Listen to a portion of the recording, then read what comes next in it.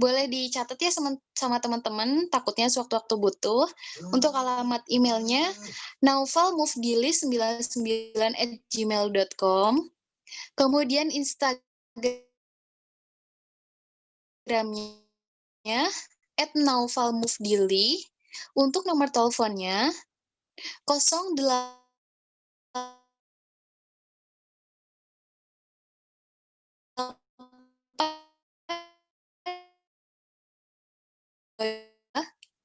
tujuh tujuh di Kanan Gunung, tepatnya ini di daerah Bandung, Jawa Barat. Kemudian untuk SMA-nya, beliau ini pernah bersekolah di SMA Islam Al-Mukhlisin, Bogor, Jawa Barat. Kemudian MTS dan SD-nya di SDN Warga Setra 1 Karawang, Jawa Barat. Nah, di sini teman-teman, Kang Naufal ini juga aktif mengikuti pelatihan. Pelatihan yang telah beliau ikuti adalah Kooperatif Eksperimental Hipnoterapi Milison Erickson pada tahun 2017, tepatnya di Bandung, Indonesia. Dengan pelatihan ini tuh beliau mempelajari pelatihan tentang hipnoterapi atau hipnosis bersama Asep Hairul Ghani. Dan kemudian pelatihan yang diikuti sama beliau adalah Dream Planning Mary Riana pada tahun 2019, tepatnya di Jakarta. Dan di sini itu mengangkat tentang tema How to Plan and Achieve Your Dream. Kemudian pelatihan selanjutnya adalah Training of Digital Academy Writing pada tahun 2019. Dan di sini tentang ICT di UIN Sunan Gunung Jandung. Kemudian Pesantren Konstitusi tahun 2015 Bogor, Indonesia tentang sosialisasi pemahaman hak konstitusional warga negara. Dan kemudian pelatihan selanjutnya adalah pelatihan bahasa Inggris Akses IS di Pare, Indonesia. Di sini tentang speaking, pronunciation, dan reading. Kemudian yang terakhir adalah organisasi. Beliau pernah mengikuti organisasi Pergerakan Mahasiswa Islam Indonesia atau PMII sebagai ketua bidang. Kemudian Lingkar Barudak Hitobah atau Lebah, Divisi Seni dan Alat Dakwah. Kemudian Forum Mahasiswologi Karawang, Formaloka sebagai divisi olahraga, dan yang terakhir adalah Ikatan Keluarga Ponpes Al-Muhlisin Bogor dan sebagai bendahara. Baik teman-teman, langsung saja kita sambut moderator kita yang paling kece ini, Kak Naufal, disilahkan. Ya, Assalamualaikum warahmatullahi wabarakatuh. Sebelumnya suara saya sudah terdengar jelas atau belum, Ibu MC? Sudah. Sudah, iya. aman. Alhamdulillah. Alhamdulillahirabbil alamin wa bihi nasta'in ala umuri dunya waddin. Wassalatu wassalamu ala asrofil anbiya'i wal mursalin wa ala alihi wa sahbihi ajmain, amma ba'du. Selamat siang saya ucapkan kepada Bapak Ibu peserta yang sudah hadir di acara webinar kali ini, dan yang saya selamat siang juga kepada pemateri kita yang telah hadir di tengah-tengah kita, Kang Jea Ahmad Jakaria dan para panitia webinar toksik itu apa, dan tetap semangat untuk teman-teman. Saya harap teman-teman peserta webinar ini mengikuti acara kegiatan dari awal sampai akhir, mengingat materi ini materi yang sangat luar biasa dan baik sekali untuk kehidupan kita di kemudian hari. Oleh karena itu, kerjasamanya untuk teman-teman untuk mengikuti acara ini dari awal sampai akhir. Dan juga ada door prize yang menarik ya dari produknya Jiwa Pagi, nanti di akhir acara akan diumumkan. Baik, untuk mempersingkat waktu, kita beranjak ke pembacaan dari pemateri kita siang hari ini. Bismillahirrahmanirrahim. Nama Jea Ahmad Jakaria, tempat tanggal lahir di Cianjur, di Tasikmalaya 11 Maret 1995. Alamat beliau berada di Gunung Nangka, RT 3 RW 1, Kecamatan Mangkubumi, Tasikmalaya. Untuk emailnya boleh dicatat teman-teman di @ahmadjakaria210@gmail.com.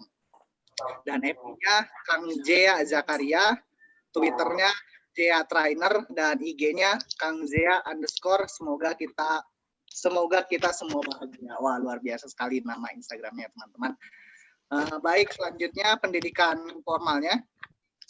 Beliau pernah belajar di SDN Cipari 1 Tasikmalaya pada tahun 2002 sampai 2004 dan selanjutnya melanjutkan di SDN Cibanjaran Tasikmalaya 2004 sampai 2008.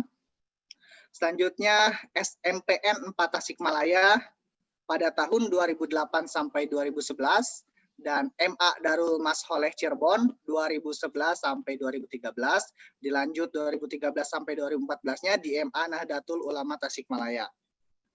Kemudian beliau melanjutkan pendidikan di S1 Sarjana Hukum, Prodi Hukum Keluarga Islam, Fakultas Syariah, Stainu Tasikmalaya. Dan melanjutkan juga pendidikan khusus profesi hipnoterapis di Prahipti Pusat, Jakarta. Dan saat ini dari 2009 hingga sekarang, beliau mengenyam pendidikan S2 Psikoterapi, Psikologi Islam, Ilmu Tasawuf, Fakultas Usuluddin IAIN Suryalaya.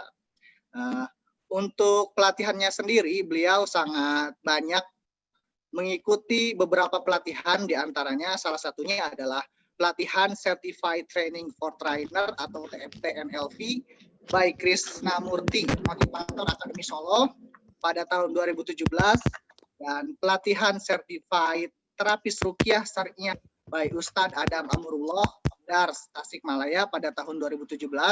Selanjutnya Certificate of Achievement IKABA Leadership and Motivation Training Center di Semarang. Selanjutnya beliau juga pernah memiliki pengalaman menjadi pemateri atau narasumber, salah satunya di pembicara seminar ekonomi syariah untuk membenahi perekonomian masyarakat atau Economic Event 5 STIECB School of Islamic Economic pada tahun 2020, dan beliau juga pernah menjadi pemateri di seminar Hypnoselling Grand Transforming PT Mitra Healthy Mandiri di Hotel Horizon Tasikmalaya. Dan juga beliau pernah menjadi narasumber di pelatihan dasar psikoterapi hipnoterapi bimbingan teknik Promkes Puskesmas Kabupaten Ciamis oleh Dinkes Kabupaten Ciamis.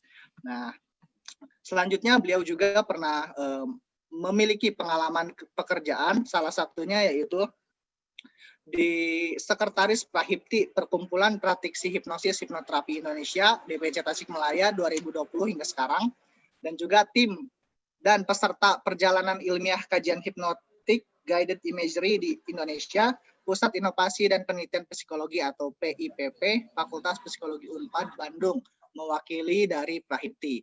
Dan juga beliau merupakan asisten dosen mata kuliah Sosiologi Keluarga Sekolah Tinggi Ilmu Syariah wal Aqidah Asofa Mananjaya. Ya, berikut pembacaan kurikulum vitae dari pemateri kita siang hari ini, Kang Zea Ahmad Zakaria. Untuk selanjutnya kita lanjutkan saja untuk mempersingkat waktu kepada pemateri kita, Kang Zea Ahmad Zakaria. Saya persilahkan. Silakan, Kang. Oke, Assalamualaikum warahmatullahi wabarakatuh. Waalaikumsalam warahmatullahi wabarakatuh. Waalaikumsalam warahmatullahi wabarakatuh. Sebelumnya kedengaran suara saya? Dengaran, Kang. Jelas. Dengar, Kang. Benar ya? Terdengar jelas. Jelas, Kang. Oke. Alhamdulillahirabbil alamin wa bihi nasta'inu ala umuri dunya waddin wassalatu wassalamu ala asrofil anbiya'i wal mursalin wa ala alihi washabbihi ajmain amma ba'du. Puji dan syukur kehadirat Allah Subhanahu wa taala karena rahmat dan karunia-Nya kita bisa berkumpul bertatap muka lewat Zoom minar ini. Salawat salam mari kita bacakan kepada baginda alam yakni Habibana wa Nabiyana Muhammad sallallahu alaihi wasallam, lalu kepada keluarganya, sahabatnya, dan para umatnya yang mengikuti ajarannya hingga akhir zaman. Alhamdulillah, terima kasih banyak kepada moderator yang telah mempersilahkan saya untuk presentasi, sharing bersama kawan-kawan. Mungkin ini yang kedua kalinya saya ngisi di AS Resource ini ya. Sebelumnya terima kasih banyak kepada panitia yang sudah memfasilitasi saya untuk kembali lagi sharing bersama teman-teman, ya, bapak-bapak, ibu-ibu, Anda semua yang ada di Zoom, aplikasi Zoom ini. Ya. Alhamdulillah dengan adanya adanya kegiatan ini kita yang jauh bisa mendekat gitu ya. Oke, langsung saja kita ke materi. Mungkin teman-teman yang ikut di sini apakah memang pernah mengalami toksik atau misalkan atau hanya pengen tahu atau sebelumnya takut saya itu toksik enggak ya gitu kan. Oke, boleh di-share? Pernah, Kak. Udah ada. Tadi sorry.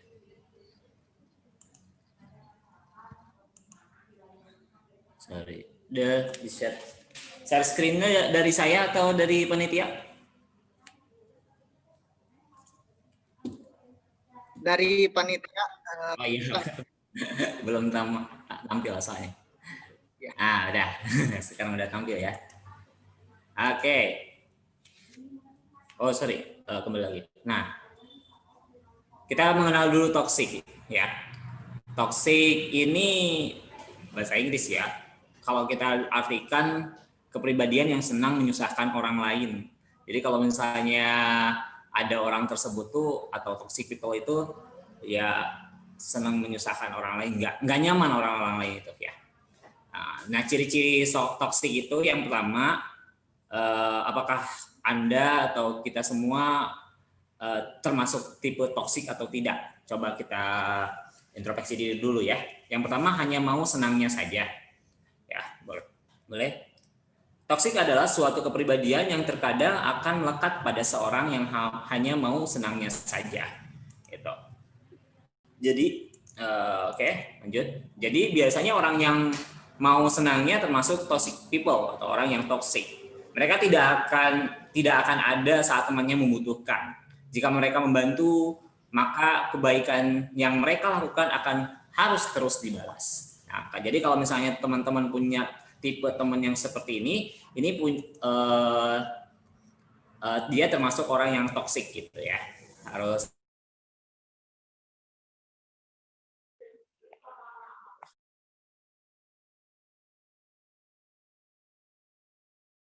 harus dibalas gitu sama temannya itu, gitu kan. Oke, yang kedua, tidak memiliki empati dan juga simpati. Dalam sebuah hubungan pertemanan yang sehat, pastinya sikap empati dan simpati akan sangat penting untuk dilakukan. Namun sekali lagi, toksik adalah suatu kepribadian yang membuat orang akan enggan memiliki rasa empati dan juga simpati. Misalnya ketika ada teman sedang dalam masalah, bukannya mendukung dan menghibur, mereka justru sibuk dengan menghakimi atau menyalahkan. Sikap seperti ini menunjukkan ciri-ciri orang ini beracun atau toksik gitu kan. Jadi kalau misalnya teman dalam masalah bukannya mendukung atau menghibur gitu kan, tapi malah menghakimi, misalnya istilah Sunda nama dabungan saha gara-gara kamu jadi begini gitu kan.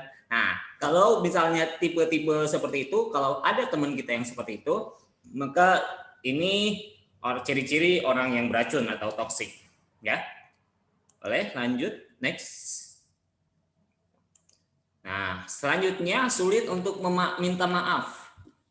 Ini, selain menyebalkan dan merugikan, toxic people atau orang yang toksik tidak bisa minta maaf meski mereka sudah jelas-jelas salah. Mereka akan menganggap kesalahan mereka itu disebabkan oleh orang lain. Dalam banyak kasus, mereka mencoba untuk menjalin hubungan baik dengan orang lain, tetapi sebenarnya untuk mencapai tujuan mereka sendiri. Mereka mencoba untuk memperoleh simpati dan perhatian dengan berpura-pura sebagai korban alias play victim. Jadi dia berpura-pura, oh gue ini korbannya gitu kan. Padahal dia sedang padahal dia salah gitu, tapi dia tidak bisa, sulit untuk meminta maaf. Nah, kalau misalnya teman-teman apalagi dalam suatu hubungan ada salah satu yang jelas-jelas dia salah, tapi kita selalu yang minta maaf duluan gitu kan. Ini pasangan kita itu agak sedikit toksik gitu ya. Hati-hati betul. Ya, lanjut. Oke. Nah, gemar mengontrol dan memanipulasi orang lain. Yang keempat ya, biasanya toksik adalah suatu kepribadian yang gemar berusaha untuk mengontrol dan memanipulasi orang lain. Mereka akan membuat orang lain melakukan apa yang mereka inginkan. Mereka akan menggunakan orang lain untuk mencapai tujuan mereka. Mereka juga tidak ragu untuk berbohong dan berkelit dengan sejuta alasan bila kebohongannya itu terkuak. Parahnya lagi, orang ini bisa membuat Anda merasa berhutang budi padanya. Mereka juga bisa menyakiti perasaan Anda dengan dalih perbuatannya dilakukan untuk menyelamatkan Anda. Misalkan menghina seseorang dengan sebutan dasar gendut dengan alasan supaya ia mau berusaha lebih keras untuk diet. Ya, ini perilaku orang yang beracun. Ya harusnya yuk kita sama yuk gitu kan. Ih, kamu kok gendutan, dan itu sering diucapin gitu kan. Nah, gitu. Kalau 1 kali 2 kali mungkin ya wajar, tapi kalau udah sering itu dimasuk orang yang agak sedikit toksik nih. Jika mereka telah berhasil membuat Anda melakukan apa yang ia inginkan lewat memanipulasinya, selanjutnya ia akan melakukan hal-hal yang lebih parah lagi. Ya, oke, harus hati-hati ya. Oke, selanjutnya. Oke. Nah, oke. Boleh yang kelima? Nah, mudah meremehkan dan merendahkan. Apapun kesuksesan atau keberhasilan yang Anda punya, toxic people atau orang yang toksik akan selalu menyangkal dan membuat Anda kesal gitu ya.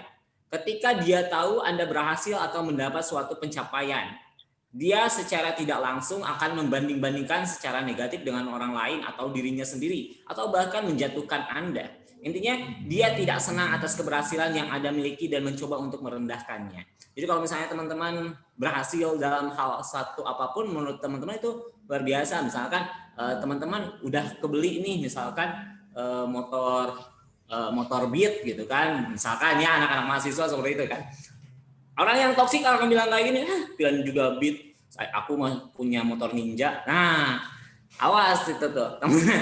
Ada nggak teman kita yang seperti itu? Atau dalam segala apapun juga itu. Apakah ada nilai, kalian juga segitu, aku mau nilainya juga 100 gitu kan.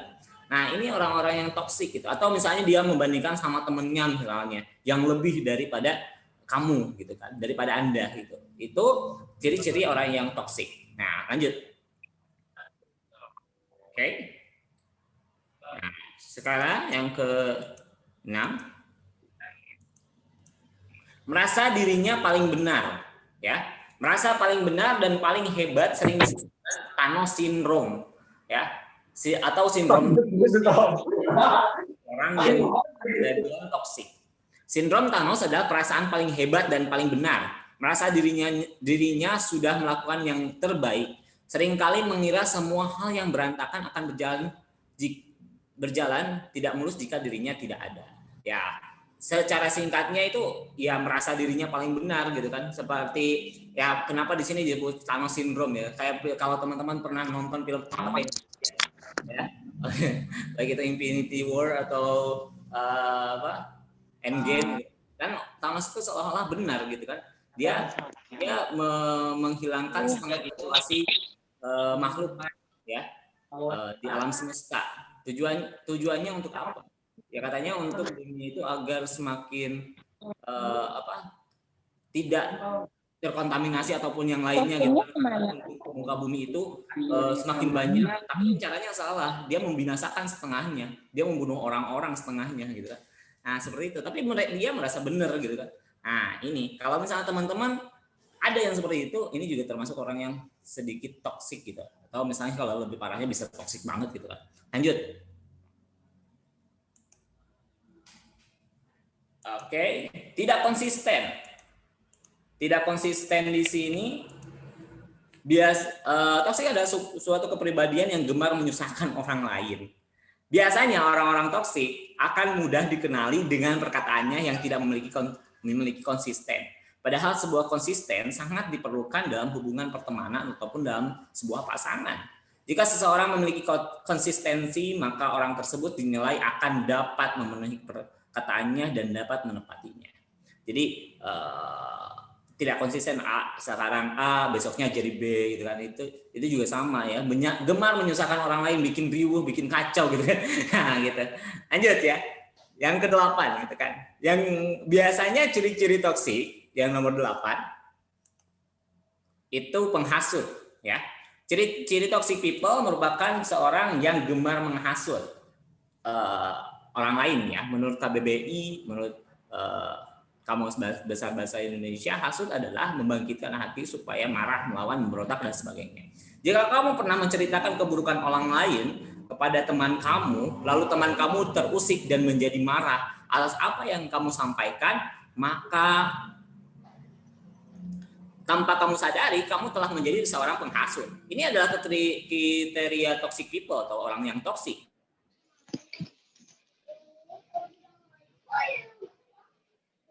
Antara kamu yang memiliki perilaku demikian, lebih baik batasi komunikasi dengan orang yang seperti itu. Jadi senangnya itu ngegibahin dan memfitnah gitu kan. Ya. Jadi ngadu dombain juga, ini termasuk nih. Ini harus hati-hati, pokoknya harus hati-hati ya. Jadi nanti kita akan jelaskan kenapa orang itu kok jadi toksik, bagaimana cara menghindarinya gitu kan. Kalau misalnya kita termasuk toksik, gimana sih cara terapinya? Itu nanti saya akan jelaskan satu demi satu ya. Oke, lanjut. Tadi kita ke toxic friendship atau toksik secara umum ya, ciri-ciri toksik secara umum gitu kan. Nah sekarang ke toxic relationship atau hubungan yang beracun ya, boleh.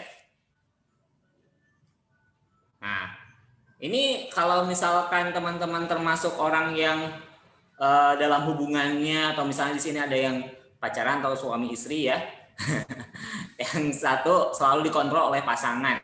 Jadi teman-teman mau ngapain ini, mau gabung sama teman-temannya nggak boleh gitu kan, dikontrol oleh orang lain, maka pasangan Anda termasuk orang yang toksik gitu ya, dikontrol oleh dia, pokoknya kamu kudu nurut gini nah gitu. Nah itu orang yang toksik nih. Dan kamu anehnya nurut aja gitu kan sama dia, mungkin karena cinta gitu kan.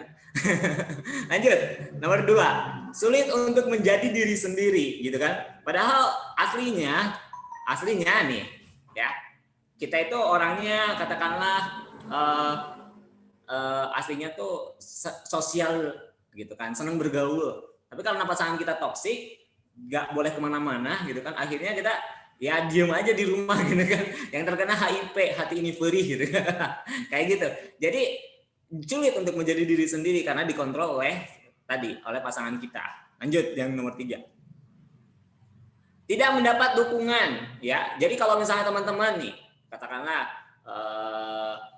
Anoval punya cita-cita ya mau keluar kota gitu kan, atau misalnya mau keluar negeri, pasangan kita bilang jangan, nggak boleh gitu kan, nggak didukung. Nah ini hati-hati, aku takut kehilangan kamu gitu kan, kayak gitu. Ini juga tipe-tipe orang yang toksik gitu ya. Jadi kalau misalnya teman-teman punya cita-cita dan tidak dapat dukungan dari pasangan kamu, hati-hati, pasangan kamu mungkin termasuk orang yang toksik gitu kan. Lanjut. Yang selanjutnya, selalu dicurigai atau dikekang. Nah ini banyak nih. Saya nggak akan sebutin, nggak tahu ya. Tapi kalau misalnya dalam pasangan ada yang selalu mengekang. Ya ini ada kemungkinan yang ngekang itu, yang mencurigai kita itu adalah punya sifat toksik. Biasanya apa yang menyebabkan dia kok kayak gitu? Karena tidak semata-mata toksik itu juga ada gitu kan, tapi ada penyebabnya gitu kan. Apakah dia pernah trauma di masa lalu dan lain-lainnya, nanti akan kita jelaskan. Oke, lanjut. Oke. Nah, sering juga dibohongi. Nah ini juga sama. Kalau teman-teman dalam suatu pasangan dibohonginya enggak 1-2 kali, nah hati-hati. Ini akan orang yang terus selalu berbohong, itu akan jadi penyakit.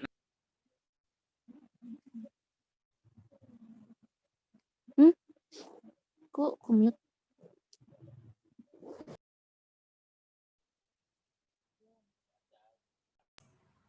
Halo? Udah ada suaranya lagi? Sudah. Sudah. Oke, sering dibohongi. Maksudnya itu kalau misalnya teman-teman dalam suatu hubungan apakah itu suami istri, pacaran gitu ya. Kalau tidak 1-2 kali oleh pasangan kamu, beberapa kali, istilahnya ya hati-hati, mungkin dia termasuk orang yang toksik gitu kan. Ya, harus agak dihindari lah kalau misalnya orang tersebut sering berbohong gitu kan, nanti jadi penyakit. Ada penyakit bohong juga ya teman-teman, nanti ini kalau dibiarkan juga berbahaya kalau orang yang sering berbohong gitu kan. Nah, agak dihindari saja. Kalau misalnya istilah Sunda mah kan ada nista maja utama siksa gitu kan, udah beberapa kali ya udah tinggalin lah orang kayak gini gitu ya. Lanjut ya. Oke. Nah, menerima kekerasan fisik gitu kan. Wah, ini udah parah lagi ya kalau teman-teman dalam suatu hubungan harusnya kan saling melindungi, ini malah menerima kekerasan fisik gitu kan. Misalnya teman-teman punya kesalahan, ada main tangan gitu kan, pukul di apa gitu kan, ini termasuk pasangan Anda termasuk toksik juga gitu kan.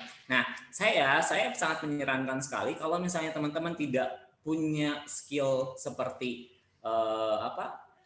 psikoterapi ataupun dan sebagainya gitu kan, saya sarankan untuk meninggalkan orang ini, karena bagaimanapun nanti kalian bakal jadi stres gitu kan, malah bisa jadi depresi juga kalau misalnya dekat-dekat sama orang yang seperti ini. Tetapi jika teman-teman punya skill itu ya silahkan saja, kalau misalkan mau untuk menterapi dia gitu kan, sekalian menterapi dia. Jadi kan ini kalau teman-teman ada pasangannya seperti ini atau Anda semua punya pasangan seperti ini,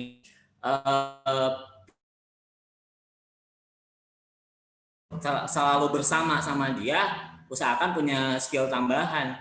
Kalau misalkan nggak punya gitu kan, tinggalkan saja orang-orang seperti ini, karena kasihan kepada diri Anda sendiri gitu kan, gitu. Jadi bukan cuman beban fisik, tapi mental juga bisa kena nanti. Akhirnya teman-teman pun jadi bisa toksik juga gitu kan. Itu yang kita karena toksik ini menular gitu kan. Menularnya apa? Karena menular oleh pola kebiasaannya.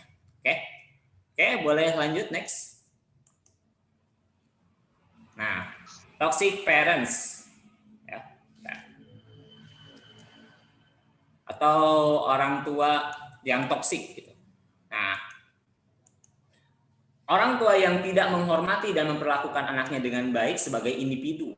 Nah, termasuk orang-orang yang seperti ini berarti dia termasuk orang yang toksik gitu ya.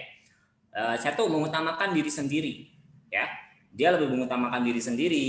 Kemudian yang kedua, tak dapat memperlakukan anak dengan baik ya. Jadi selalunya nyalahin anak dan lain-lainnya. Nanti saya akan langsung dirangkum saja semuanya ya. Kemudian sulit mengendalikan emosi, gampang marah, gampang bentak-bentak gitu kan, sama gitu kan. Nah, ini orang tua yang toksik. Mudah-mudahan kita semua tidak termasuk sebagai orang tua yang toksik ya di kemudian hari. Kemudian yang keempat, suka mengontrol ya, suka mengontrol. Pokoknya anak kayak gini jangan, ini jangan, ini jangan, ini jangan gitu kan. Itu termasuk orang tua yang toksik ya. Kemudian selalu menyalahkan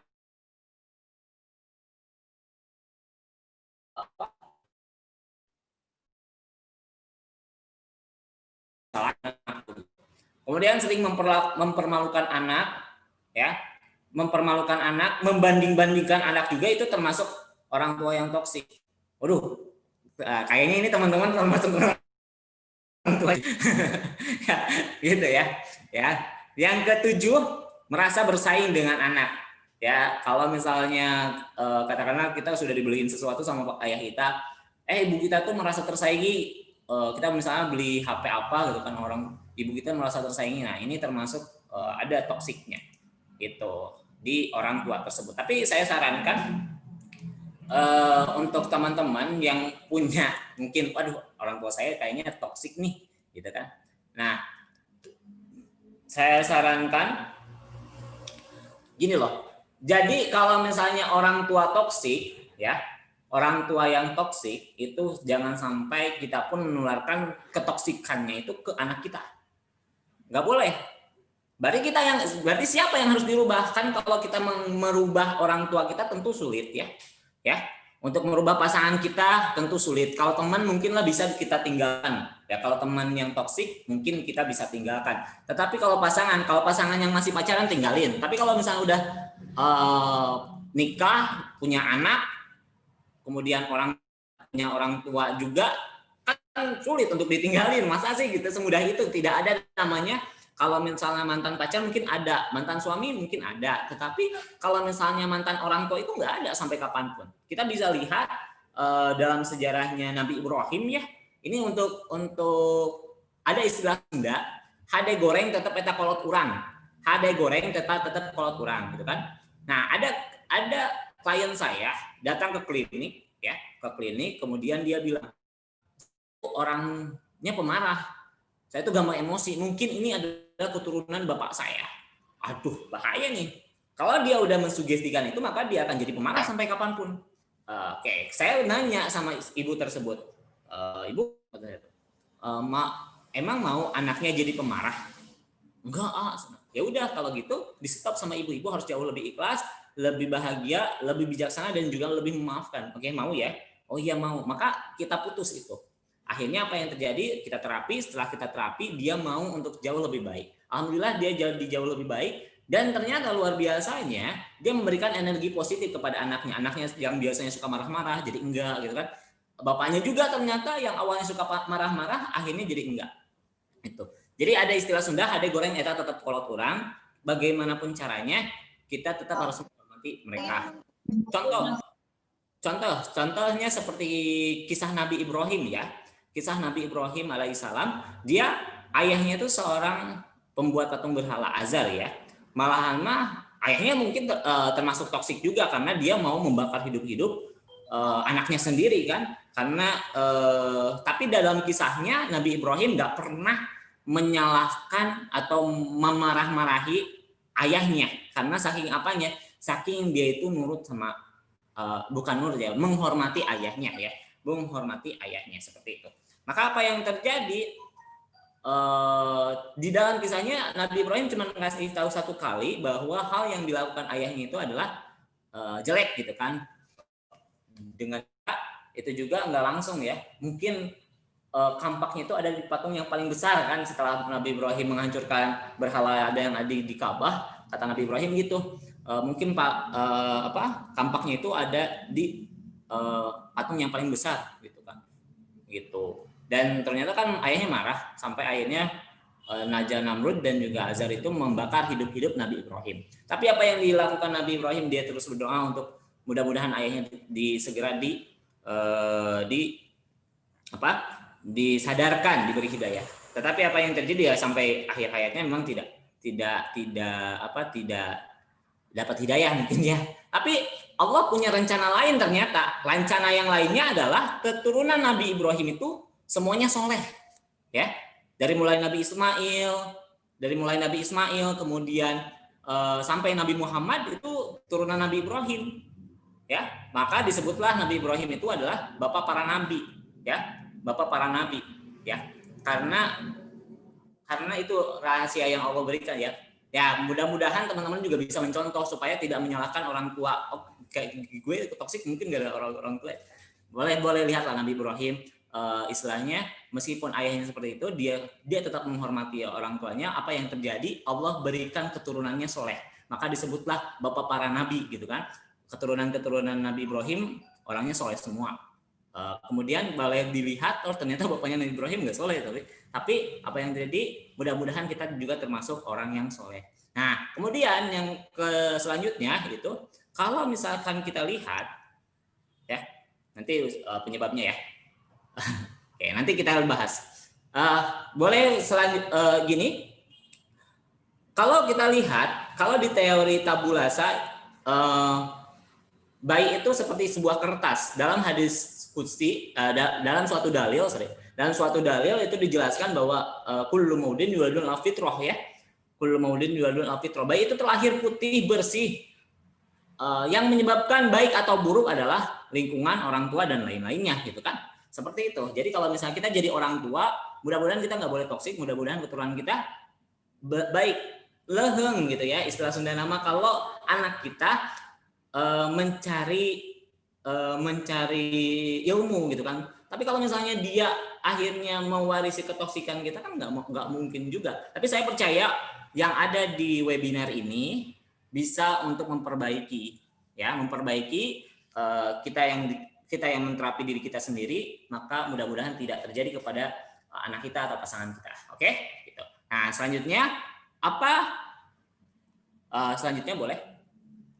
Penyebab toxic people atau penyebab orang menjadi toxic. Yang pertama salah pergaulan. Kapan terakhir dia, pasangan kita atau orang tua kita, atau mungkin Anda tidak toxic, ya, tidak seperti yang tadi saya sebutkan satu persatu gitu kan. Kalau misalnya itu mungkin salah pergaulan kayak tadi ya. Kalau ada istilah, kalau kita dekat sama seorang penjual parfum maka kita ambil bau parfum gitu kan. Kalau kita dekat sama orang-orang yang sama tempat pembuangan sampah maka bau sampahnya pun akan nempel ke kita. Nah, kayak sama, ternyata kita juga harus pandai-pandai untuk nyari pergaulan, ya. Karena kalau kita gaul sama orang-orang toksik, kita pun akan jadi toksik nantinya. Itu meremehkan orang lain dan lain-lainnya ya. Jadi ya termasuk kalian juga harus pandai-pandai untuk mencari pergaulan, karena tidak sedikit orang yang istilahnya saya mah bisa. Kalau misalnya teman-teman punya skill tambahan berupa psikoterapi ataupun yang lainnya ya boleh-boleh saja mungkin bisa menterapi mereka. Tapi kalau tidak punya, kalau bagaimanapun all psikoterapi is self terapi ya. Jadi setiap psikoterapis itu adalah self terapi. Dia sendiri yang menterapinya. Kita nggak bisa. Kalau dianya mau ya bisa. Kalau dia nggak mau ya sampai kapanpun nggak bisa. Ya, apalagi dalam pasangan ya. Kalau misalnya dia mau diterapi, dibawa ke psikolog, ke psikoterapis gitu kan. Kalau dianya mau mudah, tapi kalau dianya nggak mau nggak bisa sampai kapanpun. Kita nggak bisa ngapa-ngapain. Seorang psikolog atau psikoterapis nggak bisa ngapa-ngapain gitu ya. Yang selanjutnya yang kedua adalah luka masa lalu. Apakah pernah teman-teman atau sahabat Anda atau diri Anda sendiri kok gua jadi sedikit toksik ya? Mungkin ada luka masa lalu. Mungkin pernah juga Anda dibully sehingga apa yang terjadi Anda pun menjadi toksik gitu kan. Pernah trauma ya, pernah trauma disakit hatikan sama orang, kemudian Anda belum memaafkan, akhirnya apa yang terjadi? Anda menjadi toksik gitu kan, atau teman Anda menjadi toksik. Kemudian yang ketiga, luka dari diri sendiri. Sulit menghargai diri atau membuli diri sendiri. Misalnya kayak gini ya, kalau istilah zaman sekarang itu insecure gitu kan. Nah, teman-teman harus hati-hati kalau misalnya teman-teman merasa insecure, itu kemudian membuli diri sendiri. Orang lain mah cantik, gua mah enggak gitu kan. Orang lain mah langsing, gua mah gendut gitu kan. Nah, ini juga sama. Ini juga termasuk orang yang hati-hati, penyebab dari toksik gitu kan. Hargailah diri sendiri gitu kan. Hargai diri sendiri. Oh iya, alhamdulillah ya. Mungkin karena apa yang menyebabkan orang tersebut insecure biasanya adalah karena kurang bersyukur. Kalau saya caranya kalau misalnya saya merasa insecure gitu, gue insecure nih, saya langsung agendakan untuk ke panti asuhan gitu kan. Genian ada orang yang lebih kurang daripada kita yang nggak punya orang tua dan lain-lainnya gitu. Kita bagi-bagi misalnya ya pulpen, buku udah cukup lah ke mereka gitu kan. Atau misalnya kita ke panti jompo dan lain-lainnya itu ya. Untuk supaya kita nggak membuli diri sendiri gitu ya. Yang keempat adalah luka dia atau luka Anda atau mungkin Anda belum sembuh ya. Ada luka di masa lalu yang belum sembuh, belum Anda maafkan. Akhirnya menjadilah toxic people. Oke? Next. Nah, solusi ya. Jika Anda merasa toksik, ya. Tadi kan udah saya jelaskan ciri-ciri yang orang toksik. Kayaknya saya termasuk orang toksik nih, ya. Jika Anda merasa toksik, yang pertama adalah memaafkan. Mungkin sulit untuk memaafkan, mungkin ada yang 1 tahun gitu kan, ada yang 1 hari, ada yang 2 hari, ada yang 1 tahun, ada yang 2 tahun, ada sampai sampai tua pun belum bisa memaafkan. Nah, saya kasih contoh aja untuk forgiveness terapi ini ya. Memaafkan itu bukan berarti untuk melupakan. Jadi memaafkan itu bukan berarti untuk melupakan. Kalau dalam hipnoterapi kita bilangnya seperti ini, kalau di hipnoterapi memaafkan bukan berarti melupakan. Memaafkan tidak harus memberitahukan, nggak harus memberitahukan orang lain bahwa saya itu udah memaafkan gitu kan. Kemudian memaafkan adalah untuk kenyamanan diri sendiri. Kadang-kadang orang yang belum bisa memaafkan kadang-kadang suka pusing, aduh kepikiran wae gitu kan, akhirnya stres gitu kan. Ada nggak teman-teman yang termasuk seperti itu? Nah, kalau misalnya belum bisa memaafkan, ini hati-hati, bisa toksik juga, maafin aja. Memang agak sulit ya untuk memaafkan itu, tapi kita cobalah seperti ini ya, memaafkan untuk kenyamanan diri sendiri. Egonya kita adalah saya memaafkan untuk kenyamanan saya, karena saya pengen hidup jauh lebih baik. Dalam forgiveness terapi itu seperti masuk dalam positif psikologi ya. Jadi kita tidak membahas masa lalu. Ya, dalam positif psikologi itu tidak membahas masa lalu. Jadi kalau kita naik motor atau naik mobil gitu kan, spion itu dilihat cuma sekali-kali aja.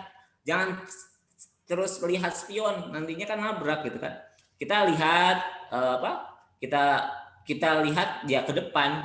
Kalau spion ya dilihat sekali-kali aja gitu kan. Yang selanjutnya, memaafkan bukan berarti menyukai orang yang telah bersalah. Bukan, ya. Memaafkan itu bukan berarti Anda harus suka sama orang yang bersalah kepada Anda, enggak. Tapi kayak tadi, memaafkan bukan berarti melupakan, memaafkan untuk kenyamanan di Anda sendiri, ya. Yang selanjutnya, memaafkan bukan berarti mengizinkan kembali kesalahan untuk terjadi, ya. Memaafkan bukan berarti saya maafin, bukan berarti mengizinkan kembali kesalahan untuk terjadi. Jadi solusi jika Anda merasa toksik adalah yang pertama adalah memaafkan. Cobalah untuk maafkan sedikit-sedikit, insya Allah akan jauh lebih tenang. Boleh ditulis misalnya mulai saat ini dan seterusnya, insya Allah saya bisa memaafkan orang tersebut. Ya. Selanjutnya, yang kedua adalah berempati. Ya, kalau misalnya Anda merasa toksik, gitu ya, berempati, mendengarkan orang lain dengan tulus. Ya, kalau ada orang yang mau curhat sama kita, dengarkan aja. Alih-alih sebagai pendengar yang baik, gitu kan. Sebagai pendengar yang baik gitu. Kadang-kadang kalau saya itu kebanyakan antara konsultasi dan konseling itu lebih banyak konsul dibanding konseling ya.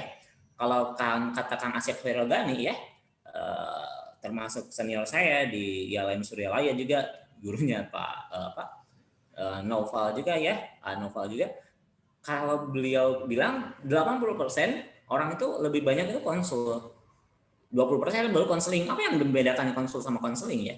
Konsul itu orang itu udah punya jawaban atas masalah dirinya sendiri. Misalkan ada orang yang, aduh, gua banyak utang nih, ya. Berarti solusinya adalah dia pengen lunas utangnya, gitu kan? Kalau konseling kita bisa jawabannya kayak gini. Coba kamu harus jauh lebih lebih cari uangnya, kayak harus jauh lebih rajin dan lain-lain. Itu tipe-tipe konseling. Tipe-tipe konsul, oh kamu butuh duit, nah ini duitnya kayak gitu ya.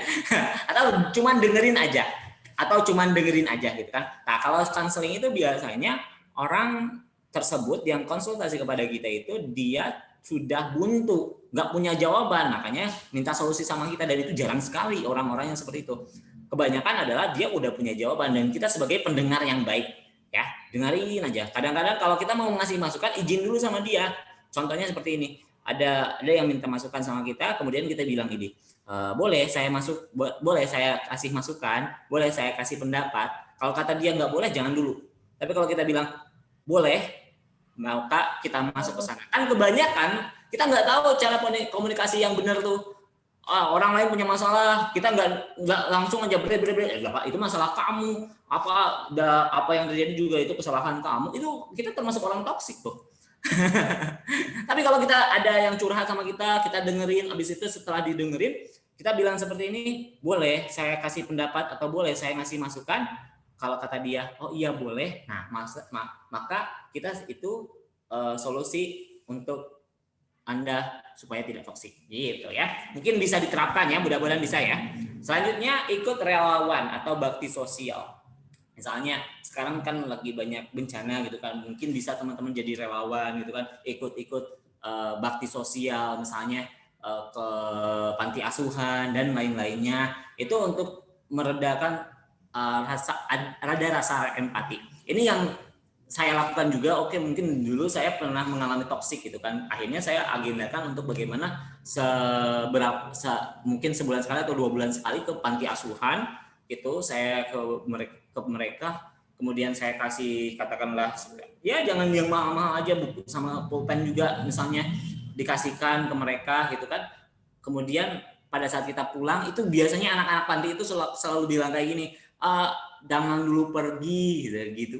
Itu kadang-kadang kita tuh terenyuh gitu kan, maksudnya oh gini, istilah Sunda nama geningan ada yang apa, ada yang membutuhkan kita gitu kan, maka kita menjadi jauh berempati di sana. Nah, kemudian yang ketiga adalah niatkan bahwa saya harus keluar dari ketoksikan saya supaya orang lain merasa nyaman kalau dekat dengan saya, supaya pasangan saya lebih nyaman dengan saya, atau supaya keluarga saya nyaman dengan saya, gitu kan. Kemudian yang keempat, lakukan perubahan kecil. Perubahan kecilnya seperti apa? Turunkan ego kita, ya. Turunkan ego kita untuk jauh lebih baik lagi dari sebelumnya, ya. Kalau misalnya kita merasa selalu benar padahal kita salah, itu egois banget. Tapi kalau misalnya memang kita benar, lakukanlah dengan cara yang baik, ya. Lakukanlah dengan cara yang baik, gitu. Kasih tahu bahwa teman kita itu salah, dan lakukanlah dengan cara yang baik. Contohnya kayak tadi ya, minta kalau misalnya ada orang lain ngasih minta masukan sama kita izin dulu, boleh saya ngasih masukan. Itu kalimatnya cuma sederhana, boleh saya ngasih masukan dan lain-lainnya. Kemudian yang kelima, beri reward pada diri Anda. Setidaknya puji dirimu sendiri ketika perubahan kecil ini muncul. Wah, luar biasa, saya sudah berempati, saya sudah melakukan bakti sosial, alhamdulillah ya Allah, alhamdulillah. Dengan cara seperti itu udah memberikan reward pada diri Anda. Itu. Jadi buat teman-teman yang merasa toksik, lakukanlah 5 hal ini. Jadi kembali lagi, karena saya itu ngambil fakultas hukum, ngambil prodi hukum keluarga Islam.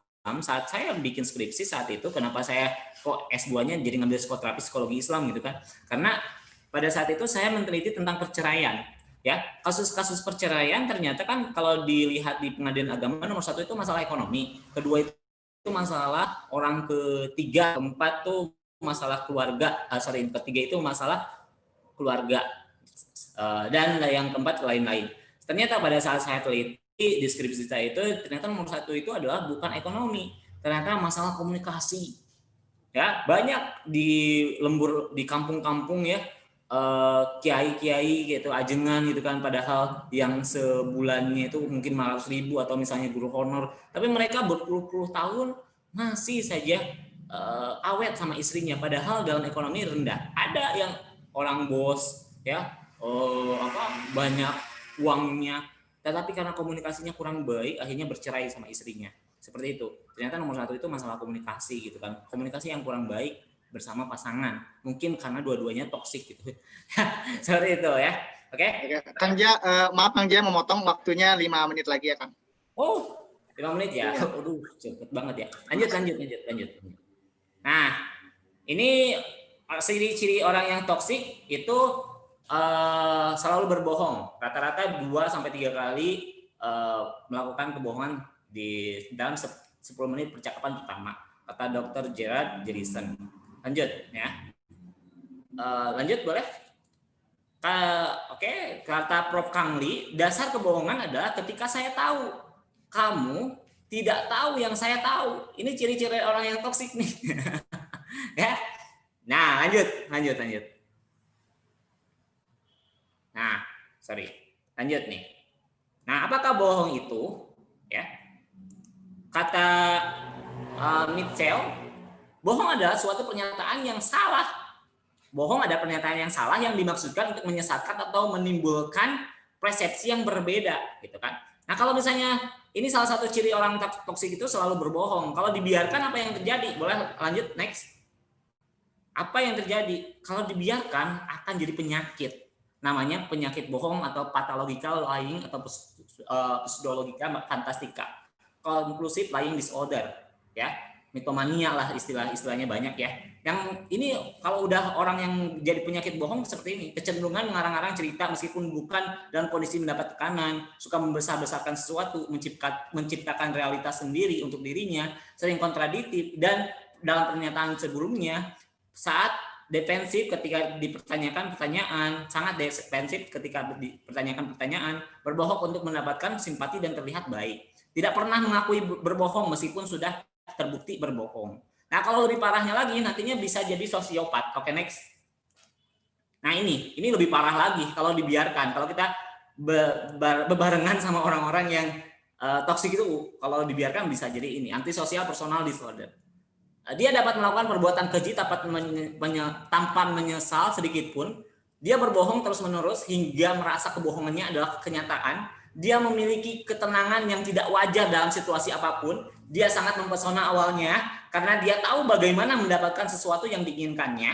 Dia memiliki kecerdasan yang ekstrim, kecerdasan untuk menipu dan menyakiti orang lain. Dia memahami kelemahan orang lain dan mengeksploitasi sampai maksimal. Dia sangat tidak responsif terhadap kritik. Dia mampu melakukan kontak mata tanpa terputus karena dia merasa nyaman membuat orang lain tidak nyaman. Yang kesembilannya, dia hanya memiliki sedikit teman. Yang kesepuluh, kalau kita punya teman seperti itu, dia suka mengisolasi Anda. Bahkan dia bisa membuat Anda sulit berteman dengan orang lain. Terus gimana dong kalau kita udah punya sahabat atau teman atau misalkan pacar dan lain-lainnya? Mungkin kita bisa teliti orang tersebut dengan metode, ya ini salah satunya adalah statement analisa. Oke, lanjut, next. Nah, teman-teman harus belajar statement analisa. Mungkin saya akan sedikit ya kasih ilmunya, sedikit ilmunya. Mungkin nanti di pertanyaan pasti bakal banyak ya. Boleh kita lihat di detik.com ini ya. Jessica Kumala Wongso, teman-teman pasti tahu ya kasus yang sianida itu. Kasus yang kopi. Nah, ini boleh dibaca. Jessica Kumala Wongso 27 tahun membantah tegas dan keterkaitannya dengan kematian Wayan Mirna Salihin 27 tahun yang diduga diracun sianida di Cafe Oliver Grand Indonesia Jakarta Pusat. Jessica pun terungkap kesedihannya mengungkap kesedihannya atas kepergian temannya itu. Kata Jessica, tidak ada hubungannya dengan kematian Mirna. Saya sedih saja teman saya meninggal. Tegas Jessica pada wartawan usai menjalani pemeriksaan di Mapolda Metro Jaya pada Rabu 20 Januari 2016. Di sini kita digarisbawahi tidak ada hubungannya dengan kematian Mirna. Saya sedih saja. Nah, kata saja ini dia kurang istilahnya masih ragu terhadap statementnya. Nah, kemudian boleh dilihat lagi waspada dengan jawaban yang melalui pertanyaan. Kata Guru Taufan, seorang trainer statement analysis gitu kan. Statement analysis adalah menganalisa statement apakah orang tersebut berkata jujur atau bohong. Nah, kalau ini waktunya nggak akan cukup, jadi harus ada pelatihannya. Nanti lah kapan-kapan bolehlah main ke saya untuk belajar statement analisis, meneliti seseorang itu berbohong atau enggak. Nah, yang pertama selanjutnya waspada dengan jawaban yang melampaui pertanyaan. Misalnya teman-teman cuman butuh jawaban yang singkat, tetapi ini dibanyak-banyakin. Misalnya seperti ini, kemarin kamu main ya? Emang kamu ada di mana? Kamu gini. Oh, kamu gini. Nah, ini orang-orang yang sering berbohong, hati-hati ya. Kemudian lanjut. Nah, ini dalam statementnya kalau ada orang yang ragu biasanya seperti ini. Ya. Ada kata sih gitu kan. Di akhir kalimatnya, iya sih, benar sih, ganteng sih, murah sih, gampang sih. Dia tuh masih ragu-ragu gitu kan. Kamu cinta nggak sama aku? Cinta sih. Nah, kalau misalnya dia bilang kayak gitu, berarti dia ragu sama kamu gitu kan. Nah, selanjutnya mungkin ada lagi kalau misalnya kita dari statement analisa itu adalah apabila kita bertanya, dia jawab dengan pertanyaan. Ngerti nggak maksudnya? Apabila kita bertanya, dia jawab dengan pertanyaan. Misalnya, kamu sayang nggak sama aku? Kok kamu nanya gitu? Nah, hati-hati kalau dalam hubungan masih tanya-tanya kayak gitu nih, ya, berarti orang tersebut masih ragu terhadap statementnya, gitu kan? Kita belajar statement analisa yang sederhana. Nah, ini perkembangan dan jenis statement analisis, ya, diciptakan oleh Udo Udek di psikolog Jerman, kemudian pengadilan Jerman wajib menggunakan statement analisis interview, kemudian ahli poligraf dari Israel polisi departemen atau scan ya dengan menambahkan kriteria untuk analisis tahun 1988, Konken dan Steller mengembangkan statement analisis menjadi sebuah prosedur penilaian asesmen disebut dengan statement validity analysis atau SPA, ya, menggunakan kriteria standar yang disebut dengan CBCA, kriteria based content analysis. Oke. Nah, gitu, mungkin lanjut. Nah, teman-teman, kalau misalnya teman-teman punya buku Rahasia Logika Cinta, ya, atau misalnya nanti bisa pesan ke panitia juga, ya, itu ada kita bermain-main untuk toxic relationship, untuk menghindari dalam hubungan toxic dalam relationship, dalam hubungan, ya, dalam hubungan itu.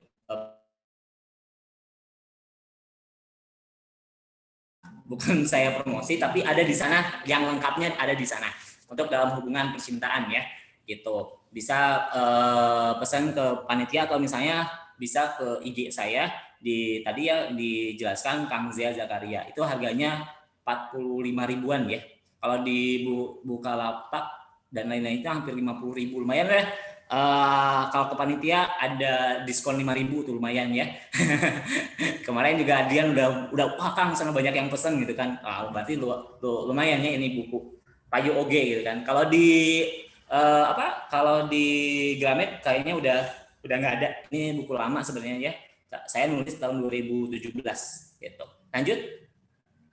Oke, ini udah selesai sih materinya karena dipercepat, ya. Oke, lanjut boleh. Nah, ini kalau misalnya teman-teman, bapak-bapak ada kesempatan untuk Tasik untuk belajar tentang statement analisa, mendeteksi kebohongan, bukan cuma mendeteksi kebohongan aja, nanti bisa teman-teman ikutan pelatihan di basic dan advance hipnoterapi klinik BTH, gitu ya. Boleh nanti ke IG hipnoterapi klinik BTH saja, ya, atau misalkan yang lainnya. Soalnya untuk membahas statement analisa nggak bisa cuma 1 jam 2 jam, ya. Nggak bisa ini sehari 2 hari mah.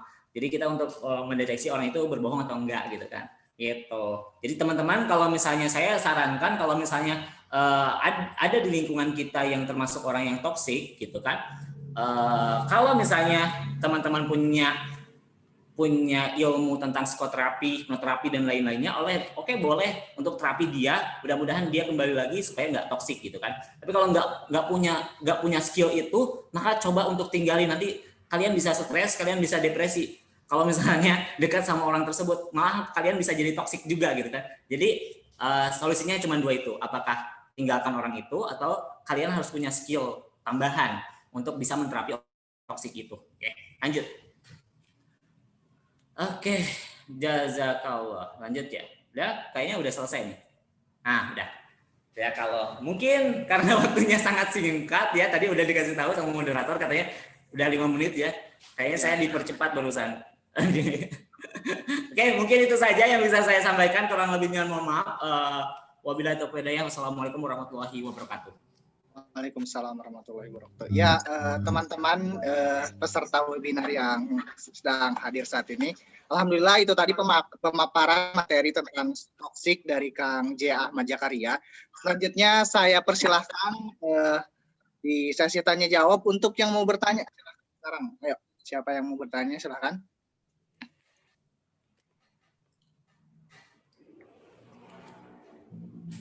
Boleh. Ya, bertanyanya siapa? Ada yang mau bertanya? Saya mau tanya. Dari tadi. Ya, silakan dari Pantria Ayuning, silakan. Ya, silakan. Ya, terima kasih. Perkenalkan, nama saya Pantria dari Bandung. Gini Kang, mau nanya. Kan tadi solusi untuk orang yang misalnya punya pasangan yang toksik atau punya teman yang toksik itu, kalau nggak ditinggalkan ya punya skill tambahan. Nah, tapi kalau saya lihat dan juga ada beberapa pengalaman gitu melihat ada beberapa orang yang punya pasangan atau teman yang toksik, tapi dia sulit untuk melepaskan orang itu gitu. Nah, itu bagaimana Kang? Kenapa hal tersebut bisa terjadi gitu? Kenapa orang itu bisa merasa sulit untuk melepaskan orang yang toksik, padahal dia tahu orang itu toksik, dan bagaimana solusinya gitu? Dan juga yang tadi skill tambahan itu misalnya yang seperti apa ya Kang? Terima kasih. Oke. Langsung jawab atau pertanyaan yang lain dulu, Nova? Langsung aja Kang, nanti tektok aja nanti. Oh gitu. Oke, siap. Terima kasih kepada Teh Fantria ya. Oke, Fantria. Oke, ini banyak sekali. Malah kadang-kadang kita juga suka kesel ya. Malah misalnya ada teman kita punya pasangan ya, dan dia tahu pasangannya itu toksik gitu kan. Oh, gue nggak bisa melepasin dia, gue udah cinta banget sama dia gitu kan, gitu kan. Nah, ini dia juga sama menyebalkan gitu kan. Kadang-kadang dia juga jadi toksik gitu kan. Nah, ini salah satu dia pun terkena ketoksikan ya dari tangannya juga. Apa yang menyebabkan dia sulit melepaskan? Ada beberapa kita sebagai teman ya, sebagai teman, saya kembali lagi, dia itu sebenarnya curhat kepada Teh Fantri itu bukan counseling, dia bukan untuk nyari solusi. Karena kalau kita kasih solusi, biasanya kita udahlah orang itu tinggalin, itu kan solusi, benar nggak? Itu kan solusi, tapi dia nggak butuh solusi saat itu, cuman butuh didengerin, ya, cuman butuh didengarkan. Orang-orang yang seperti itu cuma butuh didengarkan, bukan dikasih solusi. Gitu. Terus setelah dia beres, baru kita izin dulu. Caranya adalah izin dulu. Dalam komunikasi, kita izin dulu seperti ini. Ke teman kita, misalnya namanya katakanlah siapa ya, Jainab gitu kan, atau siapa gitu kan. Nab gitu kan. Boleh saya ngasih pendapat atau ngasih solusi. Kalau kata dia, iya boleh. Itu biasanya lebih masuk dibanding dengan kita langsung, kamu mah harusnya kan cowok yang kayak gitu ditinggalin gitu kan. Kalau kita nggak izin dulu sama si teman kita yang namanya Jainab itu, dia nggak akan masuk sampai kapanpun. Mungkin kalau udah terjadi misalnya udah ada penyiksaan atau apa, baru dia bilang, aduh gue disiksa.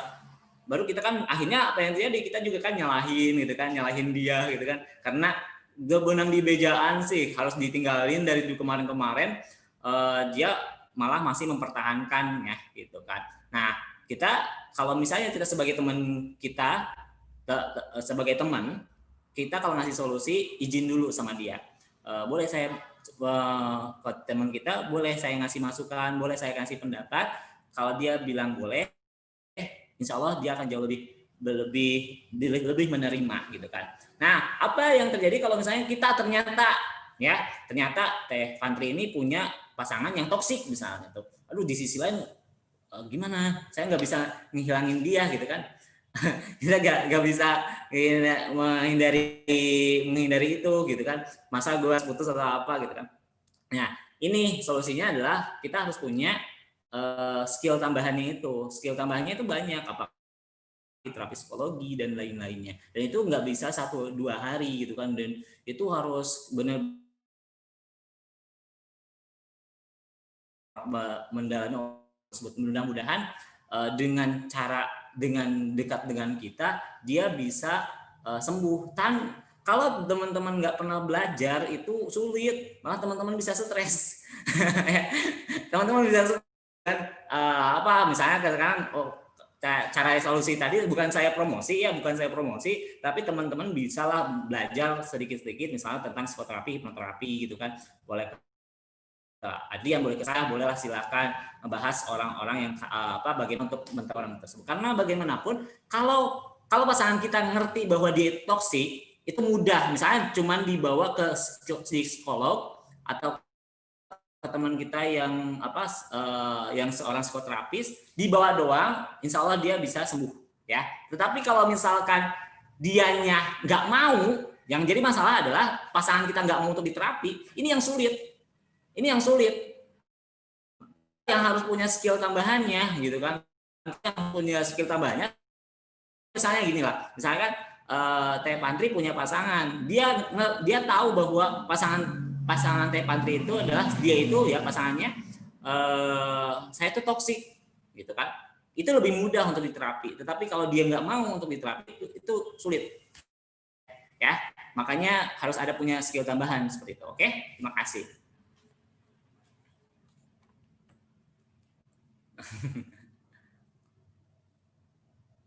Itu cukup ya mungkin Teh Fantri? Oh, cukup.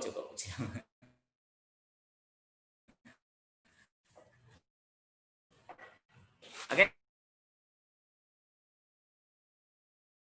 Noval kembali.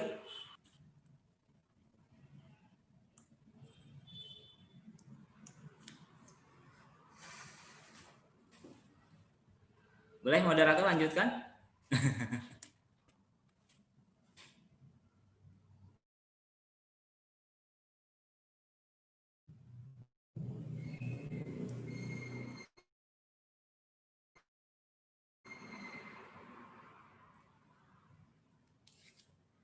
Udah ada yang bertanya.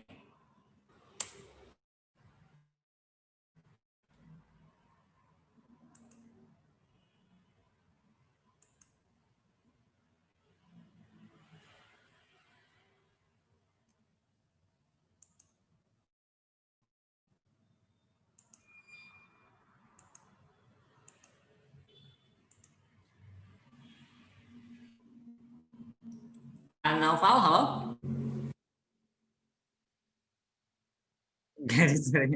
Boleh dibantu sama panitia yang lain?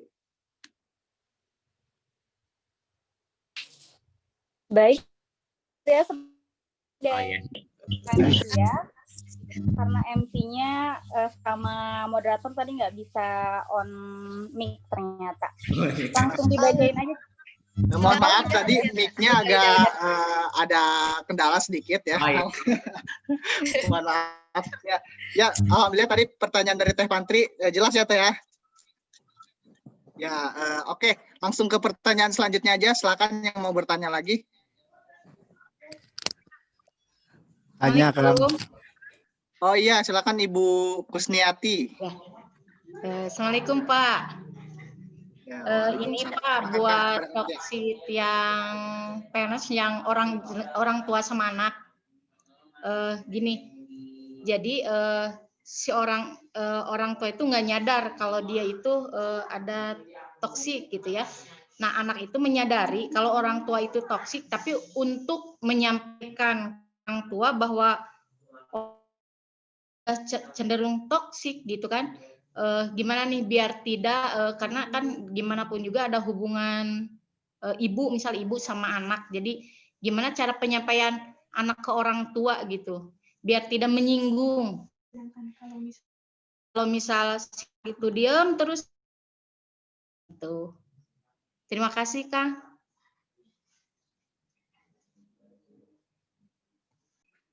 Ya, silakan kepada Kang Ja langsung dijawab saja pertanyaan dari Ibu Kusniati.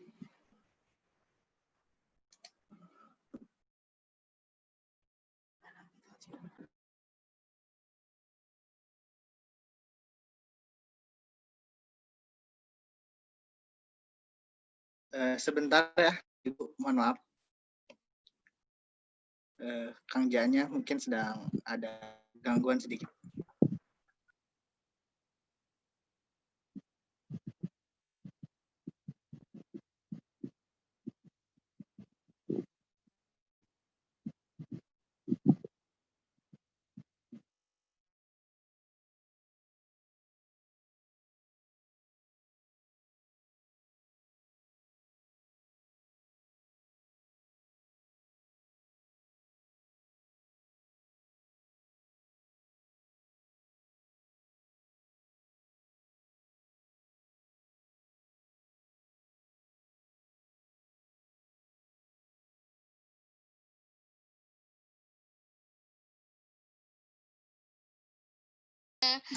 Semoga sekarang nggak ada toksik di antara kita juga ya. Ya, nanti untuk para untuk yang nanya melalui kolom komentar, jika tidak terbaca boleh nanti langsung ditanyakan lagi ya, langsung ngomong ke Kang Janya langsung pertanyaannya setelah ini. Mungkin Kang Janya sedang ada trouble dulu koneksinya, mohon ditunggu sebentar ya.